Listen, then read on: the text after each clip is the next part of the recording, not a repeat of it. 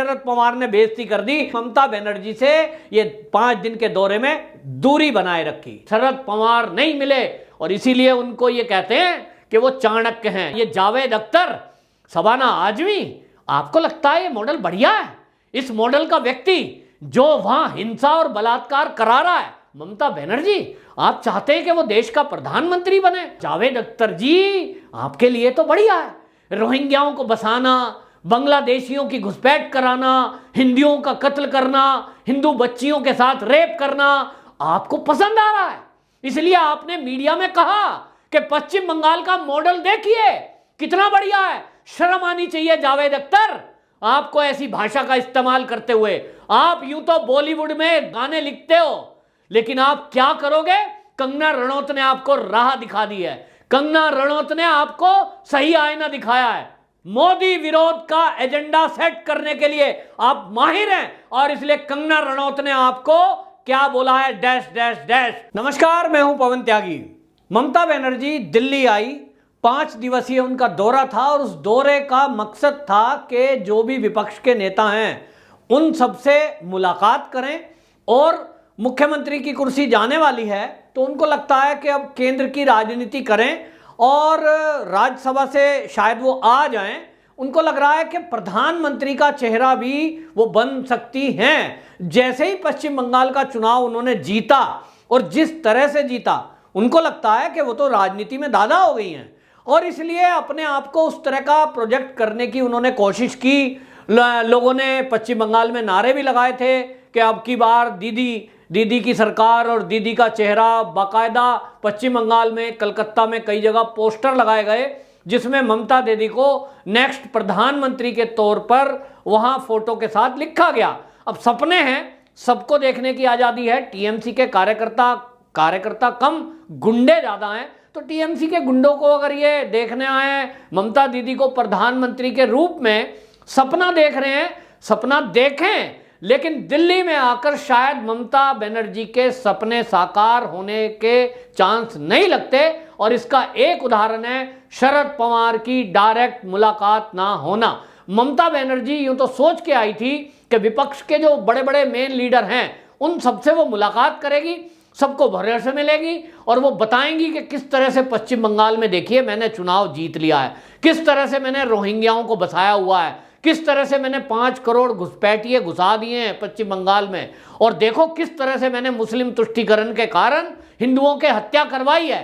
ये सारा उनके पास अपना रिकॉर्ड कार्ड है। ये रिपोर्ट कार्ड सारी भारत ही नहीं दुनिया जानती है। और इसी वजह से जिसको ममता बनर्जी अपना अचीवमेंट सोच रही हैं कि उन्होंने मुस्लिम तुष्टीकरण करके मुस्लिम वोटों को ले लिया है, उन्होंने रोहिंग्याओं को बसा दिया है, उन्होंने जो है बांग्लादेशी घुसपैठ करा कर बांग्लादेश के लोगों की वोट ले ली है और उसके बेस पे वो सरकार कैसे बना सकती हैं, ये पश्चिम बंगाल में हो गया, जिसको ममता बनर्जी ने नाम दिया खेला होबे। तो ये खेला होबे वाला काम ये सोचती हैं कि पूरे देश में खेला होबे। ममता बनर्जी ने बोला भी कि पूरे देश में खेला होगा, लेकिन ममता बनर्जी को यह पता नहीं है कि अभी बीच में मोटा भाई बैठे हैं और मोटा भाई के पास अभी सब तरह के डंडे हथियार हैं, यानी गृह मंत्री अमित शाह। सीए लागू होना है, 2024 में चुनाव होना है। ममता दीदी सोचती है कि ये सीए जो लागू किया था, इतना हल्ला गुल्ला, प्रदर्शन, धरने, दंगे, सब कुछ कराया विपक्ष ने, तो मोटा भाई तो बदले नहीं। आपने दबाव बनाने की कोशिश की, फर्जी किसान आंदोलन चला रहे हैं कि ताकि एक प्रयोग सफल हो जाए तो फिर हम सीए को भी वापसी करवाएं। लेकिन आप भूल रहे हैं कि केंद्र में जो प्रधानमंत्री हैं वो देश की आजादी के बाद पहली बार लौह पुरुष बैठा हुआ है, जिसका नाम है नरेंद्र मोदी, और गृह मंत्री इस समय लौह पुरुष है जिसका नाम है अमित शाह। दोनों की जोड़ी जो फैसला कर लेती है फिर वो किसी के बाप की भी नहीं सुनते। ये हो सकता है फिल्मी डायलॉग हो, लेकिन ममता बनर्जी डायलॉग बोलने वालों से भी मिली। जावेद अख्तर और शबाना आजमी, उनसे मुलाकात की, उनसे भी मुलाकात करके उसने कहा एक गाना बनाओ, देश में खेला होवे। तो गाना बनाने का ऑफर भी दिया है, क्योंकि पश्चिम बंगाल में जो गाना गाया गया था वो बांग्ला भाषा में था। अब ममता बनर्जी चाहती है कि पूरे देश में उनके गाने गाए जाएं, तो जावेद अख्तर से मिली। अब जावेद अख्तर ने मीडिया में बयान दिया बाकायदा, और वो कह रहे हैं ममता दीदी तो बदलाव चाहती हैं, वो ये नहीं चाहती कि वो ही प्रधानमंत्री बने, लेकिन वो चाहती हैं कि कोई अच्छा आदमी आ गया है। और जावेद अख्तर चापलूसी में एक कदम और आगे बढ़ गए और उन्होंने कहा अरे पश्चिम बंगाल का मॉडल देखो कितना बढ़िया है। हाँ जावेद अख्तर जी आपके लिए तो बढ़िया है, रोहिंग्याओं को बसाना, बांग्लादेशियों की घुसपैठ कराना, हिंदुओं का कत्ल करना, हिंदू बच्चियों के साथ रेप करना आपको पसंद आ रहा है, इसलिए आपने मीडिया में कहा कि पश्चिम बंगाल का मॉडल देखिए कितना बढ़िया है। शर्म आनी चाहिए जावेद अख्तर आपको ऐसी भाषा का इस्तेमाल करते हुए। आप यूं तो बॉलीवुड में गाने लिखते हो, लेकिन आप क्या करोगे? कंगना रनौत ने आपको राह दिखा दी है, कंगना रनौत ने आपको सही आईना दिखाया है।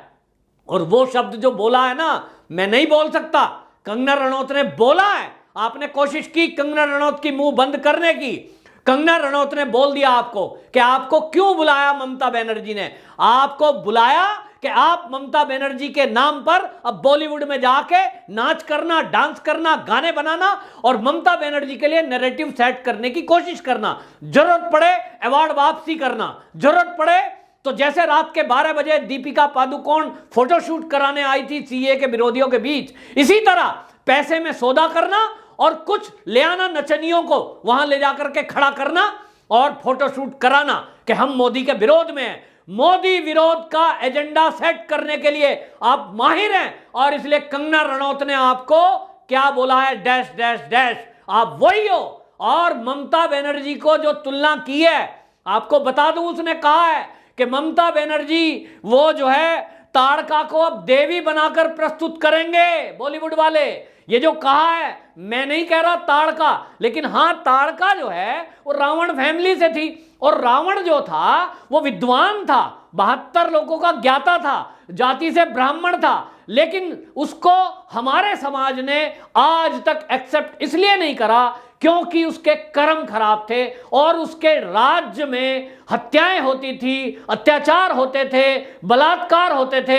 इसलिए आज तक कोई हिंदू अपने फैमिली में रावण नाम नहीं रखता और इसलिए ताड़का नाम भी कोई नहीं रखता।